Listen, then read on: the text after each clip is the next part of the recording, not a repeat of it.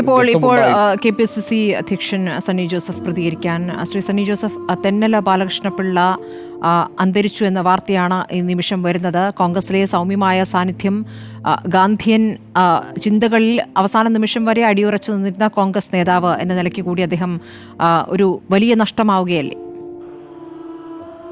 അതെ, തെന്നല സാറിന്റെ വേർപാട് നമ്മുടെ രാജ്യത്തിനും ഇന്ത്യൻ നാഷണൽ കോൺഗ്രസിന്റെ കേരള ഘടകത്തിനും വലിയ നഷ്ടം തന്നെയാണ്. ഏറെ ആദർശനിഷ്ഠയുള്ള, സൗമ്യതയുള്ള, ശാന്തതയുള്ള, ലാളിത്യമുള്ള രാഷ്ട്രീയ നേതാവായിരുന്നു. കോൺഗ്രസിന്റെ താഴെ തലങ്ങളിൽ പ്രവർത്തിച്ചുയർന്നു വന്നു. കൊല്ലം ജില്ലാ കോൺഗ്രസ് കമ്മിറ്റി പ്രസിഡന്റായി, MLA ആയി, KPCC ജനറൽ സെക്രട്ടറിയായി, KPCC പ്രസിഡന്റായിട്ട് 2 തവണ പ്രവർത്തിച്ചു. രാജ്യസഭാ അംഗമായി പ്രവർത്തിച്ചു. തെന്നല സാറ് കോൺഗ്രസിൽ എല്ലാവർക്കും സ്വീകാര്യനായ സൗമ്യ മുഖമായിരുന്നു.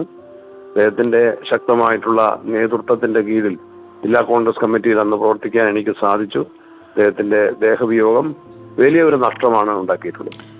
ഈ സംസ്കാര ചടങ്ങുകൾ അതുമായി ബന്ധപ്പെട്ടൊക്കെ പാർട്ടി എങ്ങനെയാണ് അതിൽ തീരുമാനം?